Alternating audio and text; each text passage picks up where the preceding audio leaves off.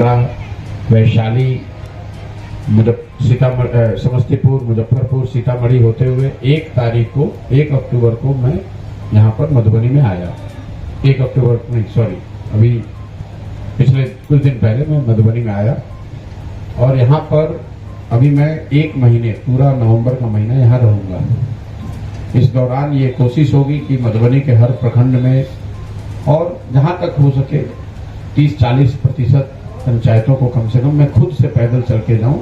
बाकी हर पंचायत, हर गांव तक हमारे लोग तो निश्चित तौर पर पहुंचेंगे। बिहार मधुबनी के गली गली, घर घर पहुंचने का जो प्रयास है वो किया जाएगा। पदयात्रा के जो 3 उद्देश्य हैं जो आपको मालूम है, पहला उद्देश्य ये है कि बिहार में जो मूलभूत समस्याएं हैं, जो उसको जमीन पर जाकर समझना, लोगों को ये बताना, उनको जागृत करना, सचेत करना कि आपकी जो बदहाली है, आपका जो पिछड़ापन है, गरीबी है, परेशानी है, उसकी एक और एकमात्र वजह ये है कि यहाँ के लोग अपनी सारी समस्याओं को जानने समझने के बाद भी उन मुद्दों पर वोट नहीं करते। यहाँ कोई ऐसा मुद्दा नहीं है जो लोगों को या यहाँ के जनमानस को पता नहीं है। सबको मालूम है कि यहाँ पढ़ाई नहीं है, सबको मालूम है रोजगार नहीं है, सबको मालूम है कि बिहार देश का सबसे गरीब, पिछड़ा और भुखमरी वाला राज्य है। ये सब लोगों को पता है। लोग तो वो जीवन जी रहे हैं, तो उनको बताने की वो जरूरत नहीं है। लोगों को ये बताने की जरूरत है कि आखिर ये स्थिति है क्यों। वो स्थिति इसलिए है कि लोग 5 साल ये सारी समस्याओं को झेलने के बाद भी जब वोट देने जाते हैं तो इन मुद्दों को छोड़कर कभी जात के आधार पर, कभी धर्म के आधार पर, कभी लालू जी के डर से भाजपा को, कभी भाजपा के डर से लालू जी को, इन मुद्दों पर जब वोट होता है तो स्वाभाविक तौर पर आपकी अपनी जो समस्याएं हैं उसका कभी समाधान नहीं होगा। तो पहला पदयात्रा का उद्देश्य ये है कि घर घर जाकर इस बात को बताया जाए, लोगों को समझाया जाए। दूसरा, लोग ये बताते हैं कि भैया अगर हमारी समझ है भी तो हमारे पास तो विकल्प ही नहीं है, हम किसको वोट दें। हम तो समझते हैं कि ये दोनों गलत है, लेकिन फिर भी किसको वोट दें। तो उनको विकल्प के अभाव में किसी गलत व्यक्ति, गलत दल को वोट न करना पड़े, इसके लिए एक विकल्प बना कर दिया जाए। तो पदयात्रा का दूसरा उद्देश्य यह है कि गांव पंचायत से निचले स्तर से ऐसे लोगों को ढूंढ कर निकाला जाए, उनको एक साथ एक संगठनात्मक स्वरूप में लाया जाए जो बिहार में एक नया दल, नया विकल्प बनाना चाहते हैं। तीसरा उद्देश्य यह है कि अगर जनता समझ जाए कि हमें अपने मुद्दों पर, अपने बच्चों के लिए, अपने उनके पढ़ाई के लिए, रोजगार के लिए वोट देना है, उनके सामने एक सही विकल्प हो और वो विकल्प जीत कर आ भी जाए, तो भी बिहार का सुधार नहीं हो सकता है। क्योंकि उस विकल्प के पास जो जीत कर आए, उसके पास बिहार को सुधारने के लिए एक सोची समझी योजना भी होनी चाहिए, एक विजन होना चाहिए। तो जो तीसरा पदयात्रा का उद्देश्य है कि हर पंचायत के लिए, बिहार के हर पंचायत के लिए हम एक 10 बरस की योजना बना रहे हैं, ताकि अभी आने वाले 10 साल में हर पंचायत का विकास कैसे हो, और खास करके 3 मुद्दे। उस पंचायत में बच्चों के पढ़ने के लिए अच्छी व्यवस्था कैसे हो, 800 से 1200 नए रोजगार के अवसर पंचायत के स्तर पर कैसे पैदा किए जाएं, और तीसरा, वहां पर जो खेती होती है उस खेती को लाभदायक कैसे बनाया जाए। इन 3 मुद्दों पर हर पंचायत की योजना हम लोग बना रहे हैं। तो जो पदयात्रा जब मधुबनी में हम लोग खत्म करेंगे तो गांव में, सैकड़ों गांव में जाकर मैंने खुद ये बात बताई होगी, लोगों का समर्थन, आशीर्वाद लिया होगा कि भाई संकल्प लो, अगली बार जब वोट दोगे तो जाति पर नहीं, धर्म पर नहीं, पैसे पर नहीं, लालू के डर से भाजपा को नहीं, भाजपा के डर से लालू को नहीं, वोट आप जिसको भी देंगे, लेकिन वोट आप अपने बच्चों के लिए देंगे, अपने बच्चों के पढ़ाई और रोजगार के लिए देंगे, उनके भविष्य के लिए देंगे। दूसरा, जो नए विकल्प की बात है, तो अभी तक के अनुभव के आधार पर मैं कह सकता हूं कि मधुबनी में करीब करीब 60,000 लोगों का संगठन बनाकर हम यहां से निकलेंगे। पीछे के जिलों में जब हम लोगों ने पदयात्रा शुरू की थी तो मेरा अनुमान था कि हर प्रखंड से, ये लक्ष्य था कि हर प्रखंड से हम लोग 20 लोग निकालेंगे, और पूरे बिहार से अगर हर प्रखंड से 20-20 आदमी निकलेगा तो 10,000 लोग हो जाएंगे, जिनके साथ ये नया दल, नया विकल्प बनाया जा सकता है। अभी तक का अनुमान है कि कोई ऐसा प्रखंड नहीं गया है जहां 2000 से 2500 लोग इस परिकल्पना से जुड़कर, इस सोच से जुड़कर एक नया विकल्प बनाने के लिए तैयार न हो। तो उस आधार पर मैं आपको, जो पिछले 5-7 दिन से मैं मधुबनी में देख रहा हूं, मैं बिल्कुल विश्वास से कह सकता हूं कि करीब करीब 60,000 संस्थापक सदस्य जन स्वराज के मधुबनी जिले से होंगे, और पदयात्रा खत्म होने के 1 महीने के अंदर आप यहाँ पर जिला की कमेटी, अनुमंडल की कमेटी, प्रखंड की कमेटी और पंचायतों का संगठन देख पाएंगे। इसके सारे कार्यालय आप यहाँ पर बन जाएंगे। साथ में आप देख रहे होंगे कि बड़े स्तर पर पंचायतों में हमने युवाओं के साथ यूथ क्लब खोलने की प्रक्रिया शुरू की है। अभी मधुबनी में कोई 600 ऐसे क्लब खुले हैं। हर क्लब 25 बच्चे मिलकर बनाते हैं। आने वाले एक साल में मधुबनी के हर पंचायत में 8 से 10 ऐसे क्लब खुलेंगे। अनुमान ये है, मेरा प्रयास ये है कि पूरे बिहार में 1 लाख बच्चों को ये अवसर मैं दे रहा हूँ। ये क्यों दे रहे हैं? क्लब क्या करता है? क्लब उन बच्चों के लिए है जो पहले से राजनीति में नहीं है, बहुत बड़े परिवार के बच्चे नहीं हैं, जिनके माँ बाप पहले से मुखिया विधायक नहीं हैं, लेकिन ये बच्चे हैं जो राजनीति में आना चाहते हैं। इनके पास साधन नहीं है, इनको बताने वाला सिखाने वाला कोई नहीं है। तो क्लब जो बच्चे बना रहे हैं, इनको हाथ पकड़ के राजनीति सिखाना, चुनाव लड़ने के लिए तैयार करना, उनकी सामाजिक राजनीतिक पहचान बनाना, इसके लिए सलाह और संसाधन दोनों ही मैं जनसुराज से 1 लाख बच्चों को बिहार में दे रहा हूँ। उसी के तहत 20,000 ऐसे क्लब अभी बिहार में खुल गए हैं। आपके यहाँ भी आप देखिएगा पंचायत में पीके यूथ क्लब धीरे धीरे खुलना शुरू हुआ है।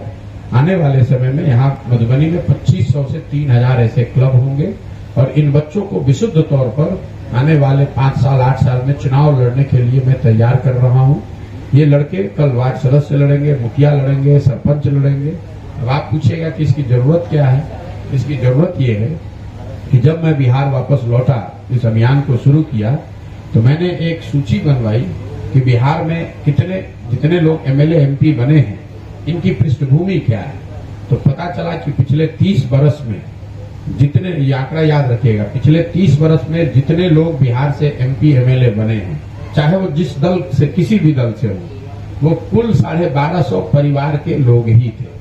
बिहार की आबादी है 13 करोड़। यहाँ करीब 3-3.5 करोड़ परिवार रहते हैं, लेकिन राजनीति में आकर विधायक एमपी बनने का अवसर पिछले 30 बरस में सिर्फ और सिर्फ 1250 परिवार को ही मिला है।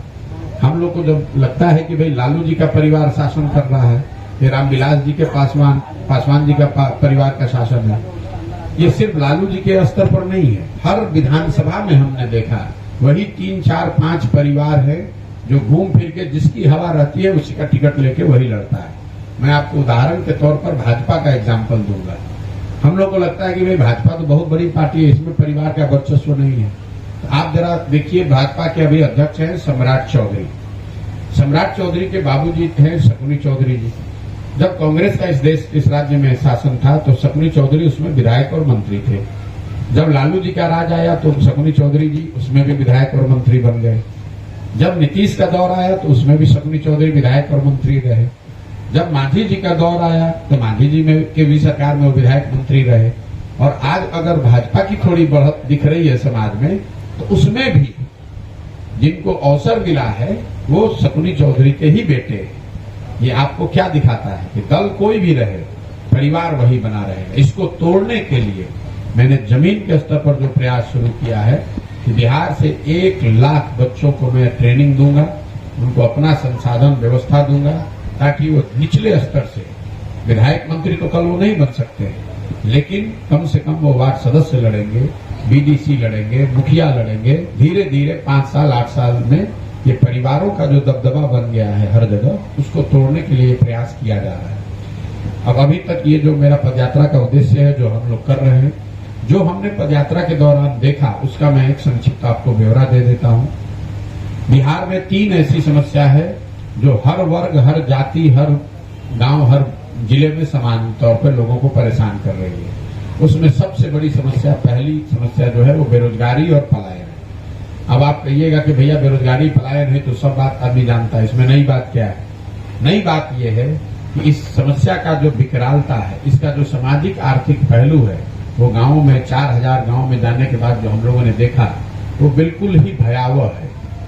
पलायन के बारे में हम लोगों को लगता है कि ये तो गरीब आदमी है जो यहाँ से मजदूरी करने के लिए बाहर जाता है। इस बात में सच्चाई नहीं है। गरीब आदमी तो मजदूरी के लिए जा ही रहा है, लेकिन जो समृद्ध लोग हैं उनके बच्चों को भी पढ़ाई और नौकरी के लिए बिहार छोड़कर बाहर ही जाना है। तो कोई भी ऐसा परिवार नहीं है जिसको पलायन का दंश न लग रहा हो। तो चाहे आप गरीब हैं अमीर हैं, पलायन आपको इफेक्ट करेगा ही करेगा। पलायन का आलम यह है कि यहाँ परिवार की संकल्पना जो है वही कहीं न कहीं धूमिल पड़ती जा रही है। शायद ही गांव में कोई ऐसा घर मिलता है जहाँ पति पत्नी माँ बाप बाल बच्चे 3 पीढ़ी के लोग साथ में रह रहे, पढ़ रहे, जीवन यापन कर रहे हैं। ज्यादातर जगहों पर आपको बूढ़े लोग मिलेंगे, महिलाएं मिलेंगी, बच्चे मिलेंगे। जो भी नवयुवक है या तो मजदूरी के लिए बाहर चला गया या फिर वो यहाँ पर पढ़ाई नौकरी के लिए बाहर चला गया। किसी को भी अपने परिवार के साथ रहने का सुख बिहार में नहीं है। हम आज 14 महीना से पैदल चल रहे हैं तो लोग बता रहे हैं भाई अपना घर परिवार छोड़कर पैदल चल रहे हैं। गांव में लोग कहते हैं, आप लोग भी कह रहे हैं। आप ये नहीं फील कर रहे हैं कि यहाँ तो करीब करीब 80% परिवारों की यही हालत है, जहाँ की उनके पति, उनके बच्चे, उनके माँ बाप उनके साथ रहते ही नहीं है। वो तो सालों भर बाहर ही काम करना है परिवार छोड़कर, और कभी छठ में, ईद में, घर में शादी हुआ तो वापस आया, बाकी उसको बाहर ही रहना है। ये इतना बड़ा सामाजिक समस्या है जिसकी कोई चर्चा नहीं कर रहा है। ये बहुत बड़ी समाज में परिवार का ताना बाना ही टूट गया है। कोई पर्व हो, कोई त्योहार हो, कोई आपके बच्चे आपके साथ रहते ही नहीं। यही हालत कमोबेश बेरोजगारी का है। बेरोजगारी सिर्फ यहाँ के गरीब लोगों की समस्या नहीं है। जो समृद्ध लोग हैं, जो दुकान व्यापार करते हैं, जिनके पास 10-15 बीघा जमीन है, वो आदमी भी रास्ते चलते हुए 10,000-15,000 रुपए के रोजगार के लिए अपने बच्चों के लिए हाथ जोड़ने को तैयार है। भैया कहीं पर इसको 15,000 का नौकरी लगवा दीजिए। 10 बीघा के मालिक है, 20 बीघा का मालिक है, वो भी अपने बच्चों के 15,000, और कोई बहुत बड़ी नौकरी नहीं मांग रहा है। प्राइवेट नौकरी भी 15,000 रुपए के लिए BA MA किया हुआ, टेक्निकल डिग्री लिए हुए लड़के, जिनके घरों में पैसे वाले लोग हैं, इंजीनियरिंग करके आया, 15,000 रुपए के लिए माँ बाप उसके हाथ जोड़ने को तैयार है। तो बेरोजगारी और पलायन यहाँ बहुत बड़ी, ये सर्वस्पर्शी समस्या बन गई है। दूसरी जो सबसे बड़ी समस्या जहाँ जो हर जिले, हर गांव, हर घर तक है, वो है लोगों के नजर में शिक्षा व्यवस्था का ध्वस्त होना। आज सरकार अपना पीठ थपथपा रही है 1,25,000 शिक्षकों की नियुक्ति के मामले को लेकर। ये इतना बड़ा फर्जीवाड़ा है, मैं उस पर बाद में आता हूं। पहले आप शिक्षा की स्थिति समझिए। बिहार में शिक्षा की स्थिति पूरी तरीके से ध्वस्त है, ये हर आदमी मान रहा है। कई लोगों को ऐसा लगता है कि ये शिक्षकों का गुणवत्ता का मामला है। ये बिल्कुल गलत बात है। शिक्षकों की गुणवत्ता, उनका अनुशासन एक छोटा पहलू है। आपको मैं बता रहा हूं, मान लीजिए कि पटना साइंस शिक्षकों की गुणवत्ता आपके प्राइमरी स्कूल में खराब है, मिडिल स्कूल में खराब है। पटना साइंस कॉलेज में तो नियोजित शिक्षक नहीं पढ़ा रहा, पटना कॉलेज में तो कोई खिचड़ी नहीं बट रही है, वहां पर तो बिल्डिंग है, बच्चे हैं, शिक्षक भी बड़े स्तर के हैं, फिर पढ़ाई क्यों नहीं हो रही है? जब तक हम इस बात के आप मूल में देखेंगे, यहाँ हुआ यह है कि 30-35 सालों में समता मूलक शिक्षा नीति के नाम पर हर गांव, हर पंचायत में विद्यालयों के नाम पर बिल्डिंग खड़े कर दिए हैं। नतीजा ये हुआ कि जहाँ बिल्डिंग है वहाँ शिक्षक नहीं है, जहाँ शिक्षक है वहाँ बिल्डिंग नहीं है, जहाँ दोनों है वहाँ बच्चे नहीं है, जहाँ तीनों है वहाँ पढ़ाई नहीं है। क्योंकि सरकार के साथ साथ, सिर्फ सरकार नहीं, समाज से भी कहीं न कहीं पढ़ने पढ़ाने की प्राथमिकता ही खत्म हो गई है। लोगों की नजर में भी, सिर्फ सरकार ही नहीं, लोगों की नजर में भी जो विद्यालय हैं वो खिचड़ी और साइकिल और कपड़ा बांटने का सेंटर बन गए हैं। और जो कॉलेज है उसकी छवि है कि यहाँ नाम लिखवाइए, 3-4 साल में डिग्री लीजिए और वापस निकल आइए। पढ़ाई को लेकर जो समाज और सरकार में संवेदना, जो चेतना होनी चाहिए, वो कहीं ना कहीं खत्म हो गई। बिहार में शिक्षा व्यवस्था बहुत अच्छी कभी नहीं थी। मैं खुद सरकारी विद्यालय में बिहार में पढ़ा हूँ, लेकिन इतनी व्यवस्था यहाँ पर थी कि हर प्रखंड में, जिले में 2, 4, 5, 10 ऐसे स्कूल थे जिसमें आप पढ़कर जीवन में आगे बढ़ सकते थे। ये नीतीश कुमार, इसीलिए मैं बार बार कहता हूँ कि नीतीश कुमार के इस कालखंड का, इस बिहार के इस कालखंड का जब इतिहास लिखा जाएगा तो नीतीश के राज में शिक्षा व्यवस्था के ध्वस्त होने को उनके काल का सबसे काला अध्याय बताया जाएगा। ऐसा इसलिए कि कल एक अच्छी सरकार आ जाए, सड़क यहाँ टूटी है, नई सड़क बन जाएगी, नहर में पानी नहीं है, पानी आ सकता है, लेकिन जो 2 पीढ़ियां इस ध्वस्त शिक्षा व्यवस्था से पढ़कर निकल गई, अब जीवन में उनको कोई भी सुधार नहीं सकता है। उनको जीवन भर शिक्षित समाज के पीछे ही चलना पड़ेगा। बेरोजगारी, पलायन और शिक्षा के बाद तीसरी जो सबसे बड़ी समस्या है वो स्वाभाविक तौर पर किसानों की समस्या है। यहाँ इतनी बड़ी जनसंख्या किसानी खेती पर आधारित है। गांव देहात में लोग चलते हुए किसानों के बारे में, की स्थिति के बारे में एक ही लाइन में बहुत अच्छा लोग बताते हैं कि भैया आज से 10 साल पहले जो यहाँ खेती किसानी करता था उसकी हालत ये थी कि 5 वर्ष खेती कीजिएगा, कुछ पैसा बचाइएगा, पेट काटिएगा तो 1-2 कट्ठा जमीन आप खरीदते थे। आज किसानों की बिहार में हालत ये है कि अगर आपके घर में कोई नौकरी नहीं करता है, अगर आपके पास कोई बिजनेस व्यापार नहीं है, अगर आपके घर में बेटी की शादी लग जाए, कोई बीमार पड़ जाए, तो खेती किसानी करने वाले को 1-2 कट्ठा जमीन बेचे बगैर उपाय नहीं है। इसकी ये स्थिति इसलिए है, उसके मूल में 3 कारण है। पहला, बिहार में भूमि सुधार का लागू न होना। यहाँ पर भूमि सुधार की दिशा में बिहार बड़े राज्यों में देश के एकमात्र ऐसा राज्य है जहाँ भूमि सुधार लागू किया ही नहीं गया पिछले 75 साल में। नतीजा ये है कि करीब करीब 1/3 से ज्यादा जमीन किसी न किसी लिटिगेशन का हिस्सा है। लोगों को पता ही नहीं उसका मालिकाना हक किसके पास है। आपके बाप दादा की मृत्यु हो गई पहले और आज भी उस खेत का जमीन रसीद उसी के नाम पर कट रहा है, ना उसका बंटवारा हुआ, ना ओनरशिप का ट्रांसफर हुआ, हर जमीन पे लिटिगेशन हो गया। आप देख रहे हैं कि दाखिल खारिज में जो भ्रष्टाचार का आलम है, 10,000 15,000 रुपया लिया जा रहा है। ये सब इस बात का नतीजा है कि यहाँ भूमि सुधार को लेकर कोई सकारात्मक सार्थक प्रयास नहीं किया गया है।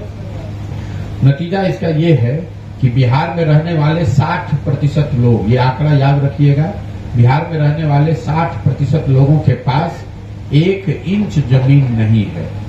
देश के स्तर पर यह आंकड़ा है 38%, मतलब 100 में 38 लोगों के पास इस देश में जमीन नहीं है, लेकिन बिहार में 100 में 60 लोगों के पास जमीन नहीं है। दूसरा जो कृषि के किसानों के बदहाली का कारण है वो है जल संसाधन की कुप्रबंधन। यहाँ हम लोग बाढ़ की चर्चा खूब करते हैं, मधुबनी में भी, चूंकि आप लोग बाढ़ प्रभावित एरिया में रहते हैं तो बाढ़ की चर्चा बहुत होती है।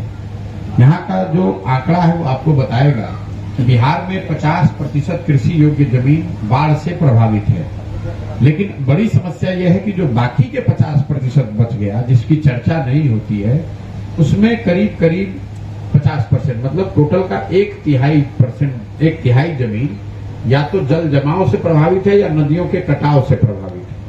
जैसे जो नेपाल से लगते हुए सीमावर्ती क्षेत्र है, पंचायत के पंचायत हजारों एकड़ जमीन ऐसी है जो नदियों की धारा बदलने से बर्बाद हो गया। गोपालगंज से जब आप चलिएगा, सीमावर्ती क्षेत्र छोड़ दीजिए, जैसे दोनों चंपारण से आप नीचे उतरे, गोपालगंज, सिवान, छपरा, वैशाली, समस्तीपुर, मुजफ्फरपुर और अभी मधुबनी में भी मैं देखना शुरू किया है,